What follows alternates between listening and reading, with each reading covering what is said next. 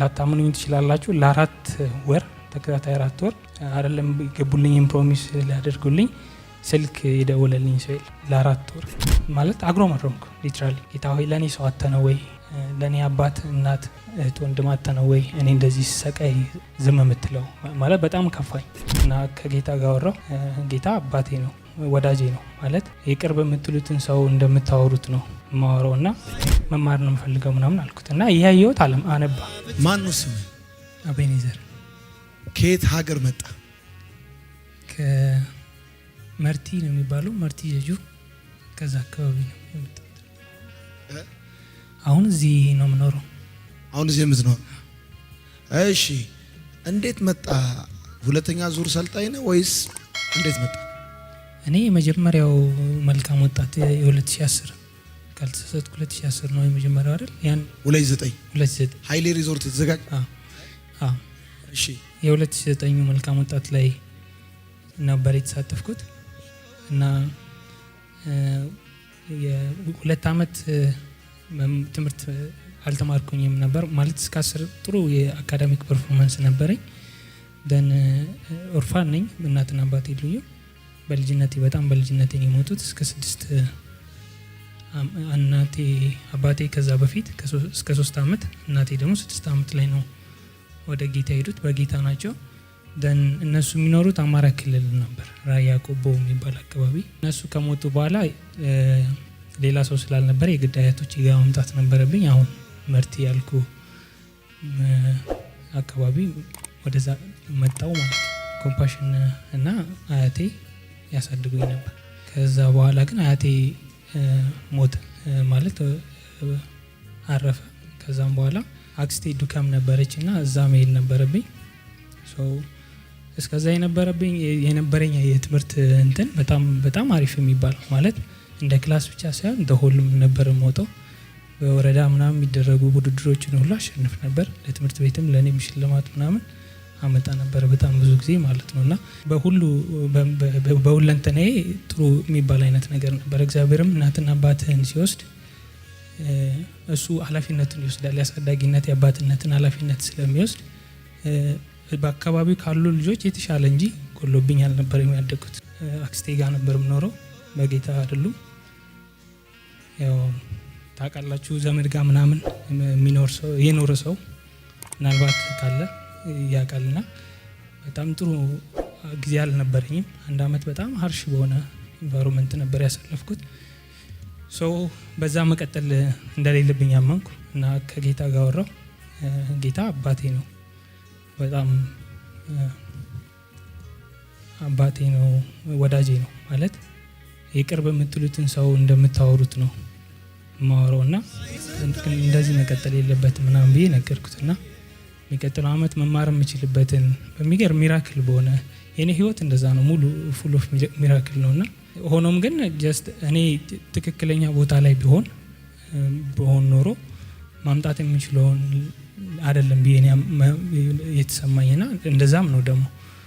ምክንያቱም አንዳንድ እንትኖች አሰስመንቶች እሱን ይናገራሉ። ለምሳሌ የሆነ ሰዓት በጣም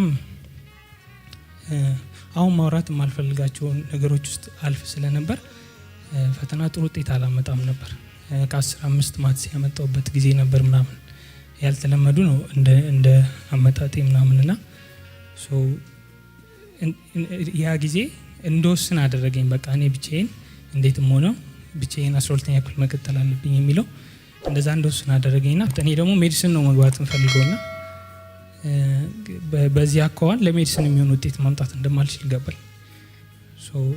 በቃ ያለኝ አማራጭ ማቋረጥ ነው። አቋረጥኩኝ። አክስቶቼ በየቦታው ነው ያሉት። አያቴ እኔም ብቻ ነበር ሲያሳድገኝ ነበረውና ፕሮሚስ ገቡልኝ። እኔ ይሄን ያህል እሷ ይሄን ያህል ምናምን ብናደርግልህ ትቀጥላለህ፣ ኮምፓሽንም ደግሞ አለ የተወሰነ የሚረዳ ትቀጥላለህ የሚል ፕሮሚስ ገቡልኝና ሄድኩኝ። ትምህርት ቤት በነፃ ነው። ደን ላታምኑኝ ትችላላችሁ። ለ4 ወር ተከታታይ 4 ወር አይደለም ገቡልኝም ፕሮሚስ ሊያደርጉልኝ ስልክ የደወለልኝ ሰው የለም ለ4 ወር እና በጣም ተሰማኝ። ማስበው በልጅነት አእምሮ ስለሆነ ያኔ ስኬታማ ሆኜ በትምህርቱ በጣም ስኬታማ እንደመሆን ነበር ማስበውና ስኬታማ ሆኜ እነዚህን አሁን ይረዱኛል ብዬ ያሰብኳቸውን ፋሚሊዎች ጥሩ ህይወት እንዲኖሩ ነበር ምኞቴ። በቃ ያኔ ሀሳቤ እሱ ነውና እነሱ እንደዚህ ከሆኑ ለማን ነው የምኖረው አይነት ሳይገባ ሲቀር የላይፍ ሚኒንጉ ሳይገባ ሲቀር ካጠበቁት ጠብ የለ ለነሱ ብቻ መኖር እንደሆነ ስለሆነ ያሰብኩት እነሱ ከሌሉ ዋይናት ለምንድን ነው ሳክሪፋይ ማድረገው? ለራሴ አላንስም። እኔ አንድ ብቻ ነኝ፣ ወደ ላይ ምርታችም የለም፣ ታናሽም ታላቅም የለኝም፣ ብቻ ነኝ። ለራሴ ደግሞ ሰርቼ ምናምን በልቼ መኖር እችላለሁ፣ ሰርቫይቭ ማድረግ እችላለሁ። ለምንድን ነው በዚህ ልክ የሚጨነቀው ምናምን ብዬ ለሁለተኛ ጊዜ ቆረጥኩ ማለት ነው። ከዛ እሱን ያደረግኩት ምንድን ነው ቀጥታ ሄድኩት ወደ ራያ ቆቦ ነው። እነሱ በህይወት እያሉ የሰሩት ምናምን ቤት ነገር ነበር። እሱን ሽጬ ባጃጅ ገዝቼ በቃ ለራሴ አላንስም እሱን እየሰራው እኖራለሁ አይነት ቀን ምናምን ነበር ያሰብኩትና ሲሄድ ቤቱ የቆየ ስለነበር እና የደከመም ስለነበር አልሸጠም። ለረጅም ጊዜ ቤቱ አልሸጣለ። ደን ጌታን እንትን አልኩት። የኔ አባቴ በጣም ኢንቲሜት የሆነ ጓደኛሉ ድሬዳዋ ዩኒቨርሲቲ ነው የሚኖረውና ፕሮፌሰር አጥናፉ ይባላልና የእነሱን ህይወት ምናምን አውቃለሁ። ልጆች አሉት ምናምን ከኔ ብዙ ማተራረቅ እድሜ ያላት ልጅ አለችው እና ልጆች አሉት ምናምንና እነሱን አውቅ ስለነበር በቃ ጌታን እንትን አልኩት ማለት አግሮመረምኩ። ሊትራሊ ጌታ ሆይ ለኔ ሰው አተነው ወይ ለኔ አባት እናት እህት ወንድም አተነው ወይ እኔ እንደዚህ ሰቃይ ዝም የምትለው ማለት በጣም ከፋኝ እና ለምንድን ነው ምናምን አልኩት። ጓደኞቼ በጣም የተወደዱ ወንድሞች ነበሩኝ እዛ ቆቦ። ለመጀመሪያ ጊዜ መልካም ወጣት እንትን ተባለ። ከዛ ለምን አንሄድም ምናምን አሉኝ። እኔ ደግሞ እጄ ጋ ገንዘብ የለም ያለችዋን ለዛ ያጠራቀምኳትን ለዛኛው ብዬ ሴት አድርግ ያለውን ነገር ቤት ተከራይቻለሁ ለዛኛው ለ12ኛ ክፍል ለመማር እና የሚያስፈልጉኝን ፍራሽ ምናምን አስታኪ ያለውና ትንሽ ብር ነው እጄ ጋ ያለው። ግን በቃ በእምነት ጸልዬም ስለነበር ቅድም እንደነገርኩ ጌታ እንደዛ ነው የማወራው። በቃ ሳወራው እንደዛ ነው የማወራው እና አውቃለሁ መልስ እንደሚመጣ ፈቃዱ ከሆነ ምንም ስፈልግ እንደዛ ነው የማወራው። ለምሳሌ ጫማ ምናምን ሲያስፈልግ እንደዛ ጌታ ሆይ በዚህ 3 ቀን ውስጥ ጫማ ፈልጋለሁ ነው የምለውና በዛ 3 ቀን ውስጥ ጫማ ይገዛልኛል። የምሬን ነው ምልክ ይልና እንደዛ አውርቼው ስለነበር ልቤ ውስጥ የሆነ ነገር አለ ሰምቲንግ ሀፕን ሊያደርግ እንደሚችል ከዛ እሺ በቃ እንሂድ ምናምን ተባለን። ያኔ በእንትን ነበር ምዝገባ ቴክስት ምናምን ነገር ነው መሰለኝ። ከዛ ቁጥር ይላክላል። ከዛ እንደ ድል ሆኖ ዙራችን ተለያየ። እነሱ ከፊት እኔ 3ኛ ዙር ሆነ። እነሱ መጡ እኔም 3ኛ ዙር። እንግዲህ ከቆቦ ሐዋሳ ማለት ካልተሳሳት ከ700 ምናምን ኪሎ ሜትር በላይ ነው እና የሆነ ቦታ አርፈ ነው የምትመጣው።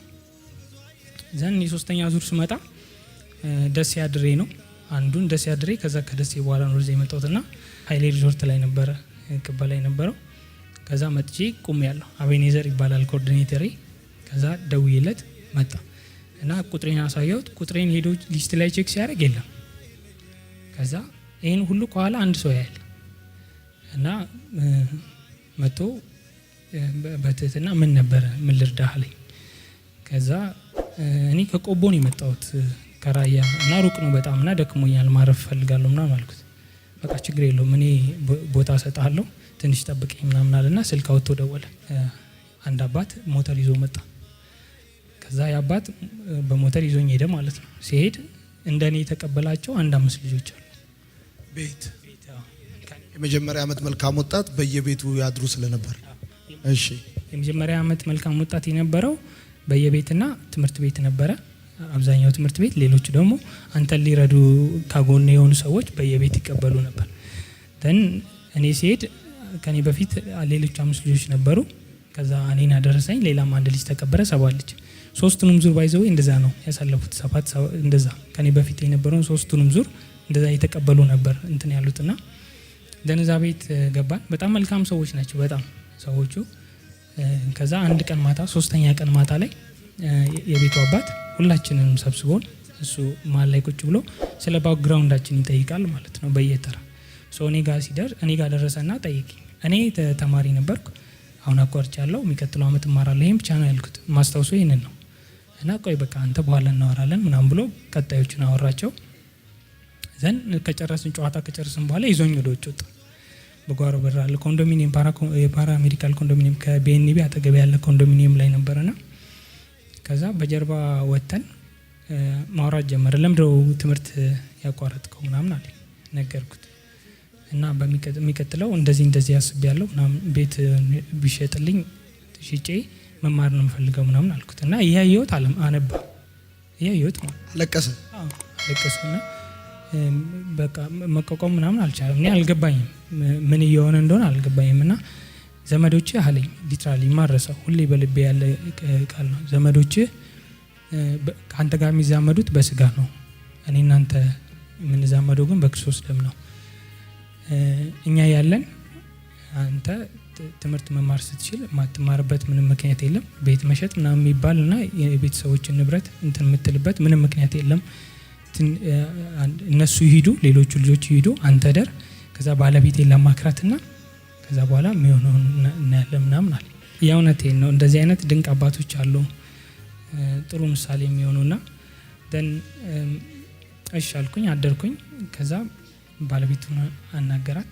አሁን ባባ ማሚ ነው የምላቸው ለእናንተ እንዲገባችሁ ብዬ ነው። እስካሁን ድረስ ከ2009 ጀምሮ እስካሁን እንገናኛለን በለኝ። እውነት እንገናኛለን። እኔ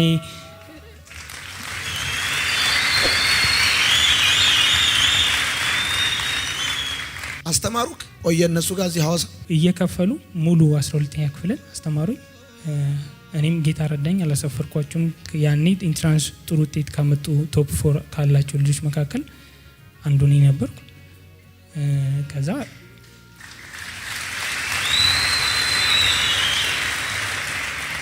ስንት ዓመት ዩኒቨርሲቲ ተማርክ?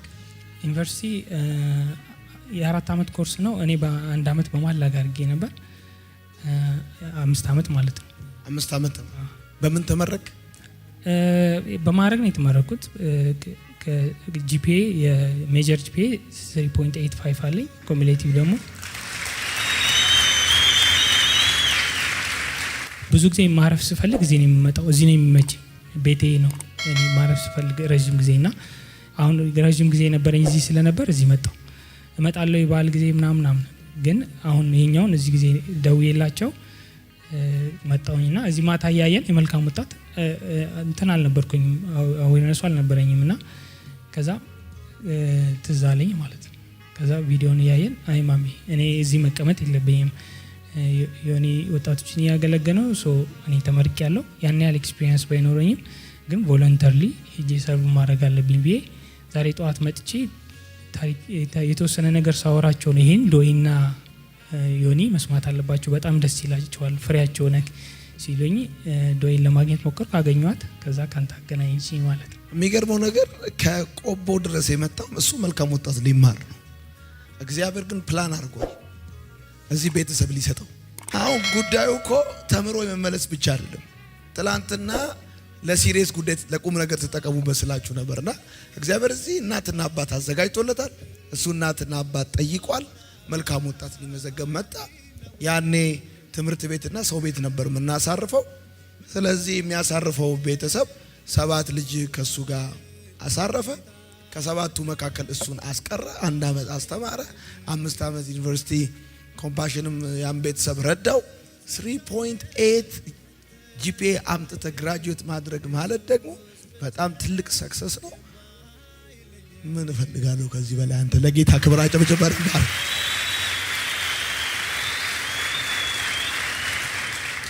እንትን መጠቀሚያ አድርጎሃል ማለት እኮ ነው። መጠቀሚያ አረገን ጌታ። በቃ በማርሲል ቴሌቪዥን መልካም ወጣት ተማር ብለን ጠራ። እግዚአብሔር እዚህ እናትና አባት ያዘጋጃል። የሚገርም አምላክ እኮ ነው እግዚአብሔር።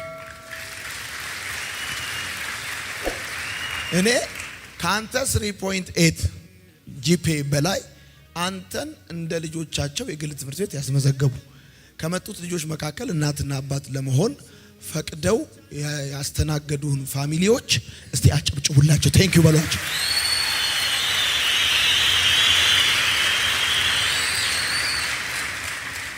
በጣም ነው ደስ ያለኝ። በጣም አብረን ሄደን ደግሞ እናመሰግናቸዋል። ደስ ብሎኝ ቴንክ ዩ ሶ ማች። እግዚአብሔር ይባርክ። ትልቁ በቃ እኔ ምንም ምለው ሀቭ ነው ምንም ምለው ነገር የለኝም። መገረም ነው የሞላብኝ።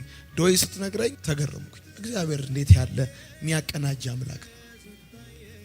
እግዚአብሔር ያመቻቻል የሚል አንድ ቃል አለ። እግዚአብሔር ያመቻቻል። ከፍ አድርጉ እስቲ እጆቻችሁን። የሆነ ቦታ መድረስ ፈልጋችሁ የሆነ ጉዳይ ቢመቻችልኝ ያላችሁ በኢየሱስ ስም እግዚአብሔር ያመቻችላችሁ። ረገጥ አድርጉና በደንብ አሜን በሉ። እግዚአብሔር የምትማሩበትን ያመቻችላችሁ። እግዚአብሔር የምትሰሩበትን ያመቻችላችሁ።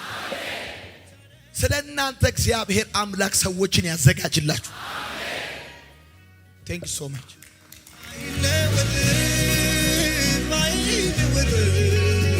ከዙፋኑ ላይ አይነወጥ